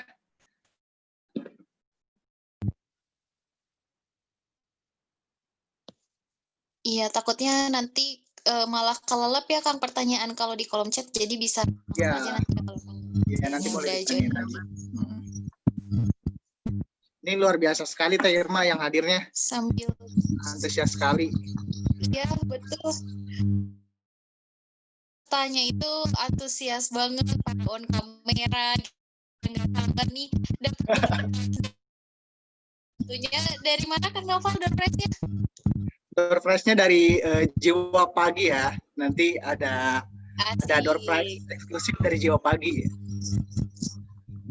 Oke, mungkin Kang Noval nih teman-teman pasti kan sekarang nih mungkin ada beberapa yang belum tahu tentang ini apa namanya Jiwa Pagi itu sebenarnya produknya apa sih Kang Noval? Oh iya, dari tadi ngomongin Jiwa Pagi, tapi nggak tahu Jiwa Pagi itu apa ya. Jadi Jiwa Pagi itu kerudung ya, jadi sebuah kerudung yang aktif ya. Jadi pun dari umum, jadi beda dari yang lain. Dan kualitasnya juga sangat luar biasa bagus gitu ya. Nah, acara ini juga disponsori oleh webinar ini disponsori oleh Jiwa Pagi salah satunya. Jadi teman-teman kalau misalkan penasaran gimana itu Jiwa Paginya, di Instagram Pagi _ ya teman-teman.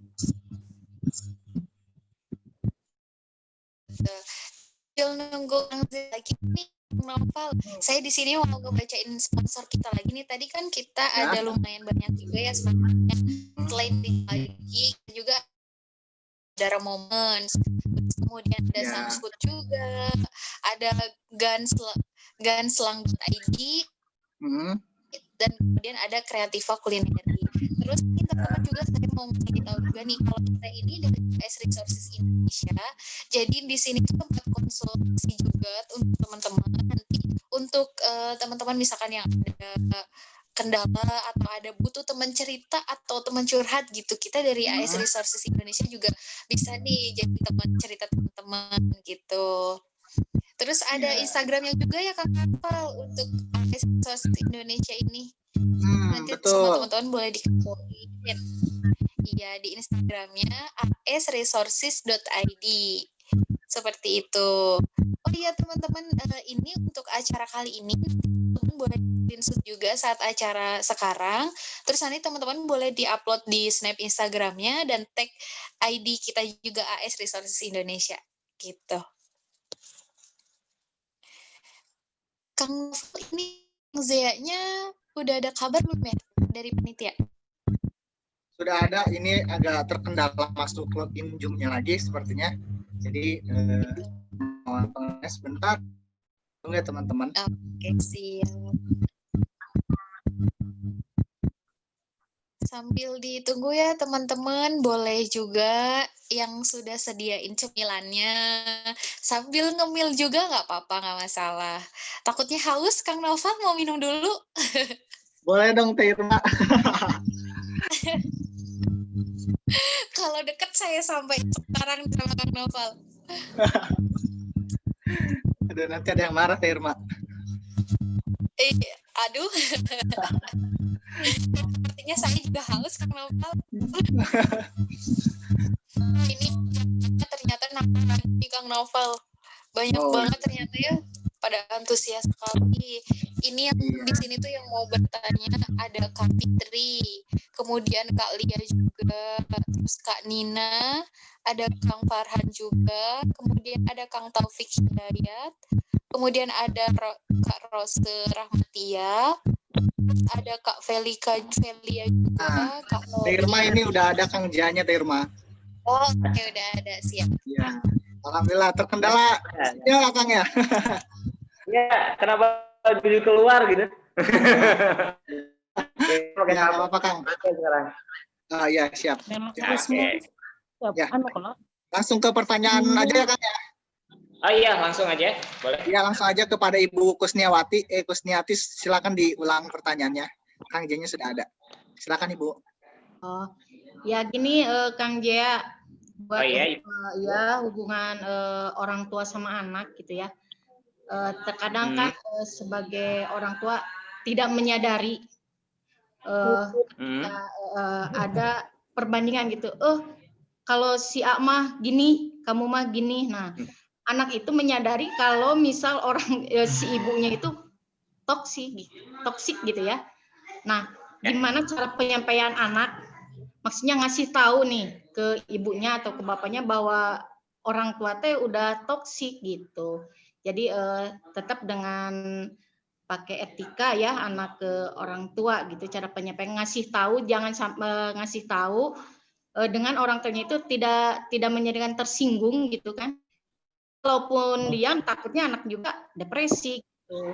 Nah, orang tua sudah menyadari itu udah toksik gitu Kang. Terima kasih. Oke. Langsung aja pertanyaan dijawab ya. Oke. Jadi gini, dalam hubungan orang tua atau toxic parents ini sering terjadi ya, kayak seperti misalkan seorang orang tua itu membandingkan anaknya dengan orang lain. Maksud tujuannya sih bagus. Untuk apa coba? Untuk motivasi ya. Tetapi dalam keadaan alam sadar, kalau kita ketahui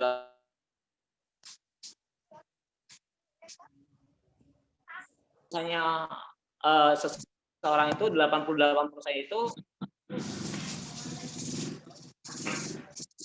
ya, ada conscious mind atau subconscious mind. Kalau conscious mind itu adalah sadar bahwa dia siap untuk dikasih misalkan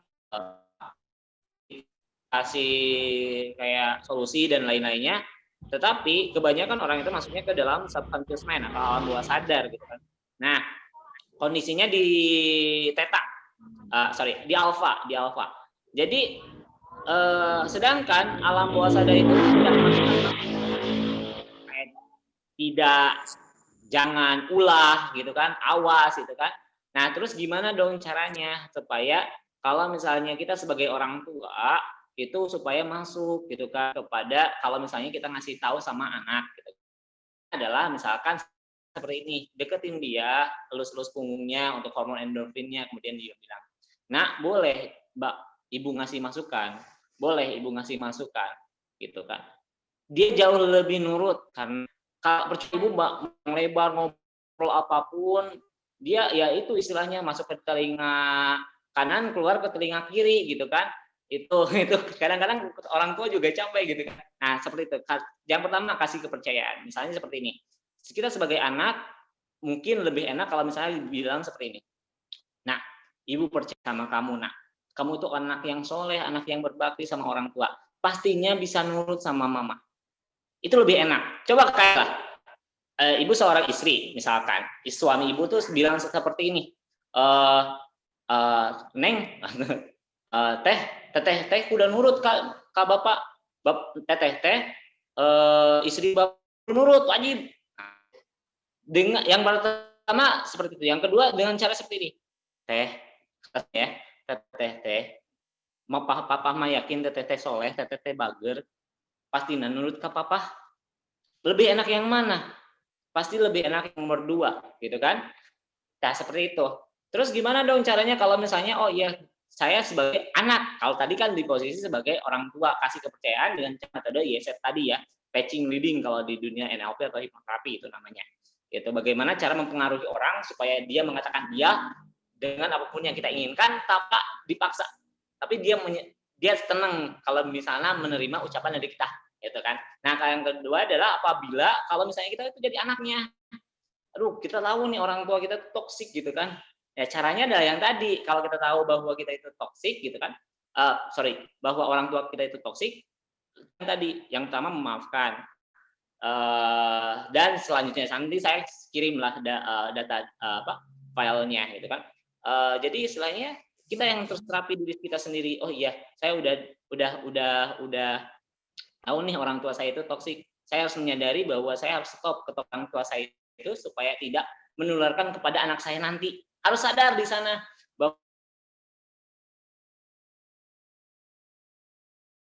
seterusnya saya jauh lebih bahagia, saya jauh lebih mengikhlaskan, saya jauh lebih memaafkan. Terus aja ulang-ulang setiap pagi, setiap malam gitu. Itu untuk ketoksikan kita.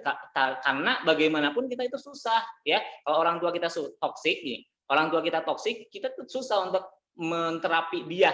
Kecuali kalau dia tahu bahwa dia itu toksik. Kalau dia tahu bahwa dia itu toksik, ya, kalau dia tahu bahwa dia itu toksik, maka bisa untuk kita terapi gitu. Tinggi, nggak mau disalahin, nggak mau untuk disalahin, maka kita yang harus terapinya. Kita harus bisa memaafkan. Karena apa yang terjadi? mudah-mudahan kita seperti Nabi Ibrahim, meskipun ayahnya itu punten ya, Azar itu pembuat patung berhala, tapi kan keturunan Nabi Ibrahim nggak ada. Karena dia memaafkan ayahnya, kemudian dia menjadi jauh lebih baik supaya nggak apa yang terjadi, turunannya soleh semua, soleh semua, gitu kan. Terus doakanlah orang tua kita. Orang tua kita masih Islam kan, masih mendoakan, masih istilahnya 3 amalan yang nggak akan pernah terputus. Salah satunya ada doa anak yang soleh, gitu kan. Dia masih sholat dan lain-lainnya. Seperti itu mungkin, Bu. Jadi kita pakai posisi apakah jadi orang tua atau jadi anaknya. Kalau jadi orang tua, hindari kalimat-kalimat itu, pembandingan dan lain-lainnya dengan kepercayaan, misalnya dengan pujian, karena ucapan adalah doa. Ucapan adalah doa, hati-hati, Ibu. Kalau misalnya kita tanya diucapkan, jadi kalau misalnya ibu kesel sama anak, bilang aja, Bang Mama yakin kamu teh bakal jadi anak yang sukses, anak yang berbakti. Itu banyak. Kayak dosen saya juga, dia cuman dibilang, dia masih ingat katanya, saya pernah disumpahin sama orang tua saya, kamu bakal jadi kiai Ibu, gitu kan. Seperti itu. Tapi kalau misalkan kita berkata-kata yang jelek, nah takutnya jadi doa juga. Itu harus dihindari, gitu kan. Mungkin tujuannya baik, bandingan itunya supaya motivasi, tetapi tidak bisa masuk ke dalam alam bawah sadar seorang posisi anaknya. Makanya kita harus putus ketoksikan itu sekarang juga, supaya tidak menyebarkan kepada pasangan kita ataupun kepada anak kita nanti. Karena siapa yang pusing? Kita sendiri nantinya. Gitu. Ya, oke, mungkin segitu cukup, Ibu. Ya Kang, cukup, makasih. Halo? Ya. Oke, sama-sama. Ya, alhamdulillah itu Ibu, pertanyaan dari Ibu Kusniati. Pertanyaan terakhir, silahkan. Sebelum pembagian door prize, pertanyaan terakhir dulu, ayo siapa? Silakan. Kang, boleh nanya enggak? Ya, silakan Dila Firly Afilia ya. Angkem ya, tolong. Kan misalkan kita itu toksik, terus kita mau mencoba merubah diri kita dengan cara mendengarkan, misalkan kawan kita itu disuruh ngasih solusi, lah kita sendiri nggak tahu solusi hidup dia gimana, kita mau gimana gitu loh. Bingung sendiri, ngasih solusi sementara kita sendiri mau hati gimana tapi nggak tahu jawaban dari solusi dia gitu loh. Oke, makasih Kang. Ini langsung jawab aja ya, Kang. Kenapa langsung jawab aja ya? Langsung jawab aja, Kang ya. Jadi gimana nih, saya ada teman mau curhat sama saya, sedangkan saya tuh nggak tahu nih, saya juga kayaknya toksik deh, gitu kan. Gimana cara ngasih jawaban kalau misalnya teman kita ada solusi dari kita, gitu kan. Sedangkan kita juga merasa bahwa kita tuh kalau misalnya kasih tahu juga bisa takutnya merakini dia. Gini loh, manusia itu dinamis. Dia bisa berubah. Dia sangat bisa berubah. Kalau misalnya kita dikasih motivasi banyak, gitu kan, atau kita berubah, gitu kan. Dan hasil yang juga hasil psikotes juga bisa berubah kalau kita sering belajar ataupun yang lainnya. Karena manusia itu dinamis. Orang yang nggak suka pelajaran, misalnya Kang Nopal nggak suka matematika, dengan terus-terusan belajar giat, maka bisa saja dia jadi suka, gitu kan, karena manusia itu dinamis. Jangan menjudge bahwa kita itu udah nggak bisa, gitu kan. Nah, gitu. Mungkin minatnya berbeda, tapi kemampuan kita istilahnya manusia itu dinamis. Bagaimana termasuk motivasinya. Kemudian gimana kita nggak punya solusi? Ya, kita sebagai pendengar yang baik saja. Tadi orang kebanyakan adalah curhat ke kita itu dia udah punya jawaban. Kebanyakan punya jawaban. Nah, saya selalu bertanya seperti ini, kalau kita nggak punya solusi nih. Aduh, saya nggak punya solusi nih, gimana nih cara untuk dia jauh lebih enak. Saya suka bilang kayak gini ke teman saya. Coba kamu tulis hal yang pengen kamu buang. apa sifat jelek yang kamu pengen buang, atau misalnya perasaan yang kamu pengen buang. Misalnya saya pengen menghilangkan menghilangkan kepikiran mantan. Dia nulis, wah rasa kecewa semuanya ditulis. Nah, dia tulis.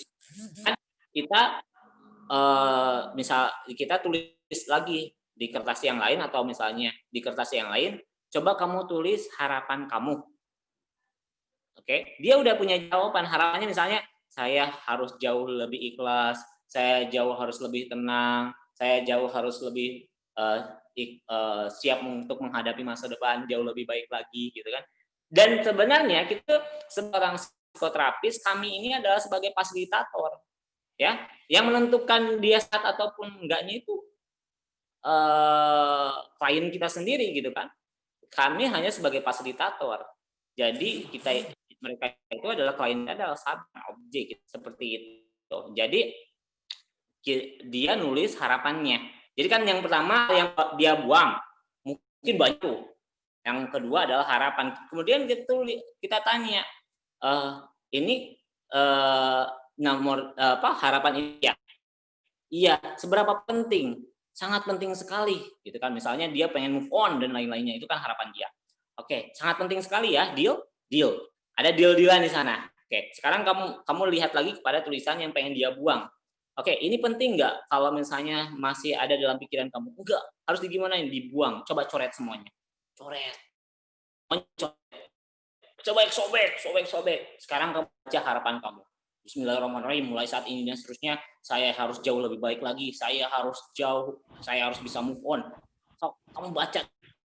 Dan dia, kalau kita lakukan seperti webinar awal ya tentang habit, lakukan bacaan itu selama 21 hari, kalau kata Emilku, selama 21 hari itu akan jadi habit, kebiasaan, dan insya Allah dia bisa move on dengan cepat. Seperti itu. Kalau misalkan kasusnya seperti itu. Jadi kita nggak banyak bicara, nggak banyak ngasih solusi apa. Jadi dia sendiri yang memberikan solusinya bagi dirinya. Cuman kita pandu.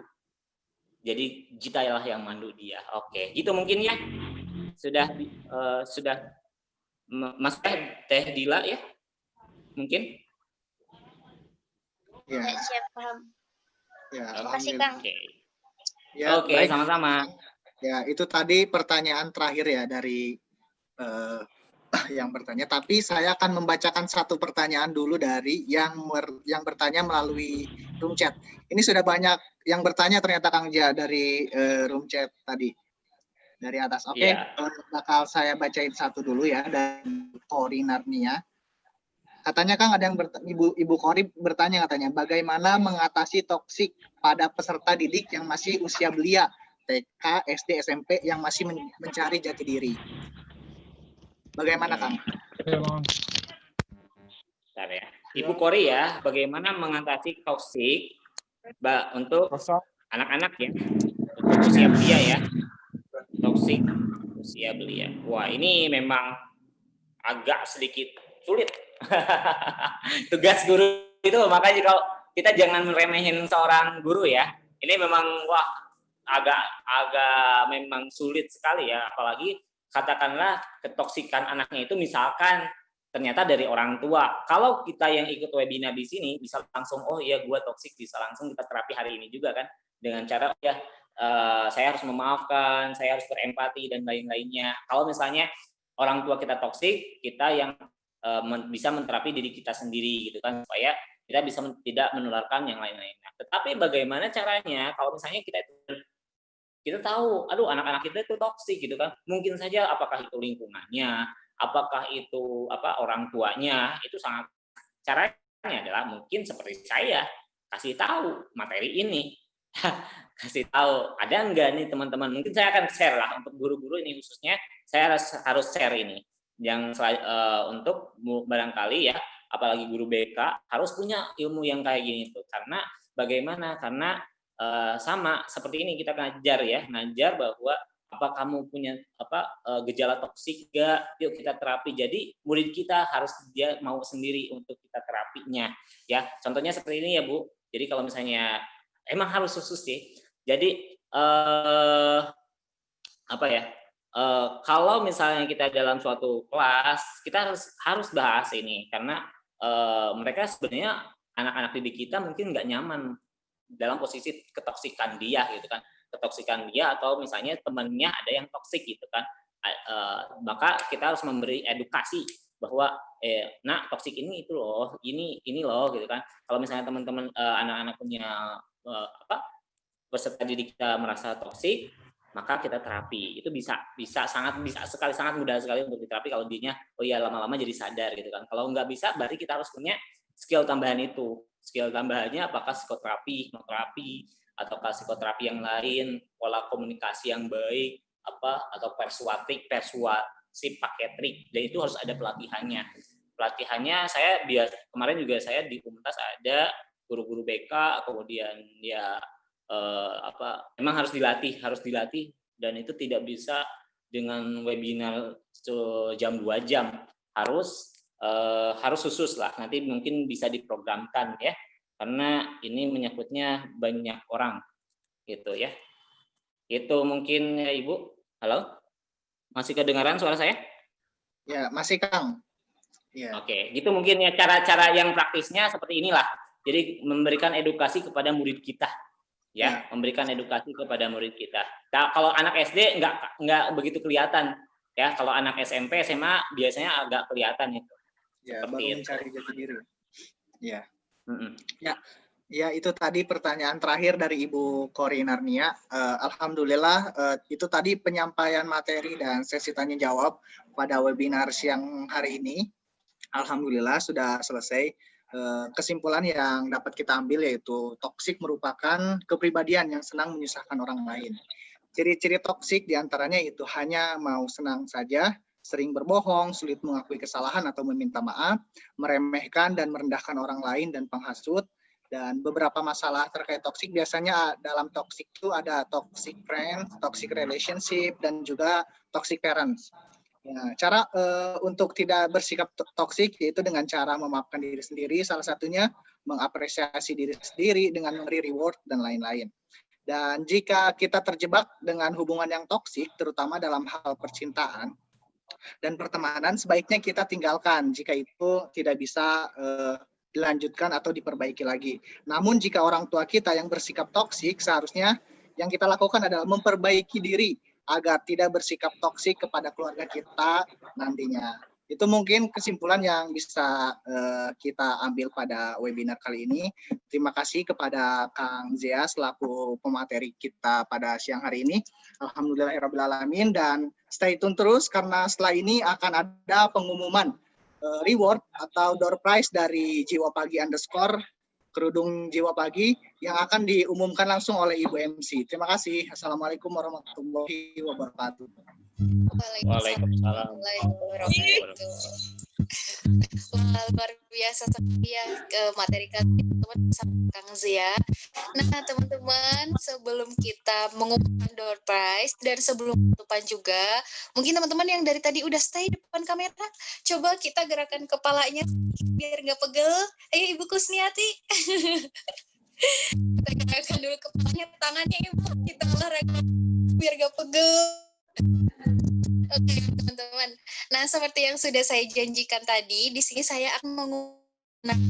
Nah di sini menangnya diambil dari kriteria yang pertama yaitu keaktifkan, yang dari tadi udah dari awal sampai akhir, dan yang terakhir adalah antusiasme.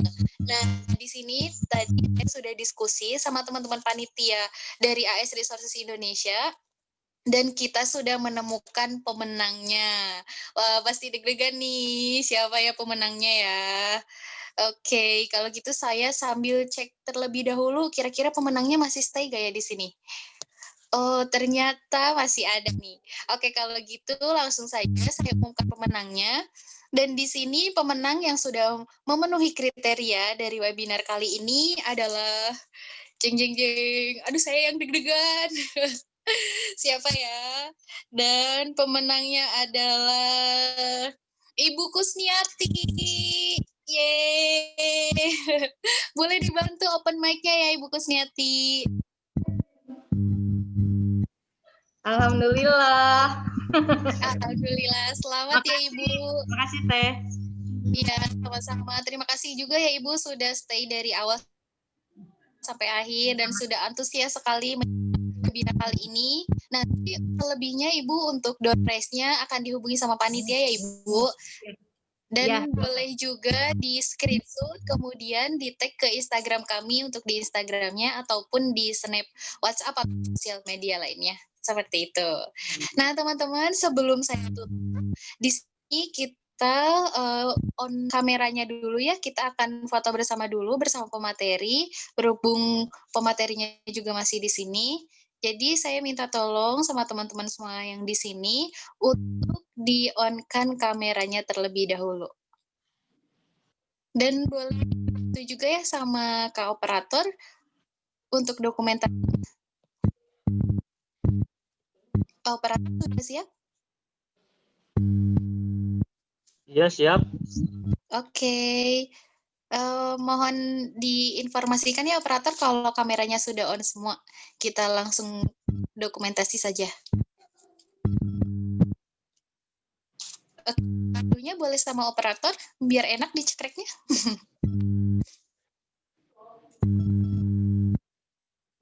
Tunggu sebentar ya. Oke, siap Kak.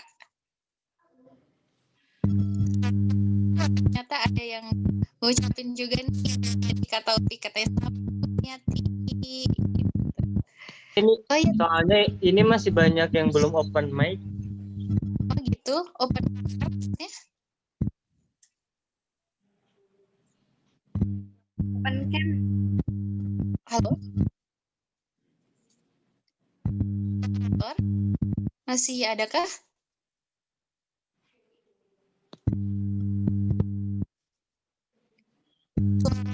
Teman-teman? Ya coba aja sekarang aja. Oke, siap. Enggak. Ya semuanya kita gaya formal dulu ya.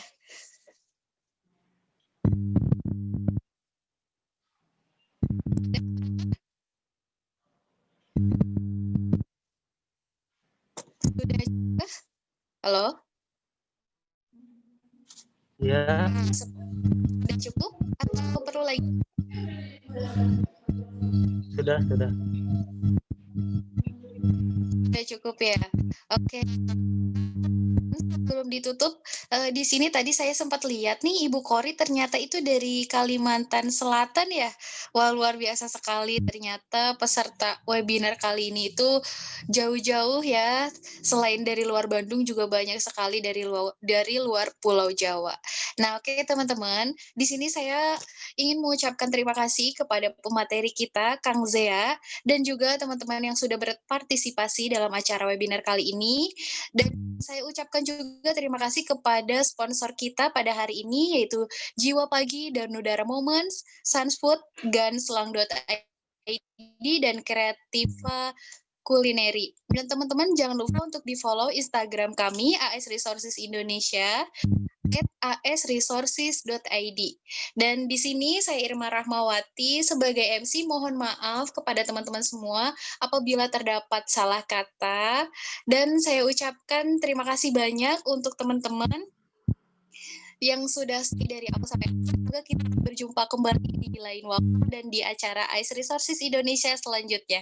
Saya Irma Rahmawati pamit undur diri. Wabillahi taufiq wal hidayah. Wassalamualaikum warahmatullahi wabarakatuh. Bye-bye. Waalaikumsalam warahmatullahi wabarakatuh. Terima kasih semuanya, terima kasih semua panitia. Oke, izin live ya. Assalamualaikum. Juga ya. Waalaikumsalam. Terima kasih Kak. Terima kasih. Terima kasih semuanya. Terima kasih Ibu Tiara. Maaf semuanya ya. Assalamualaikum.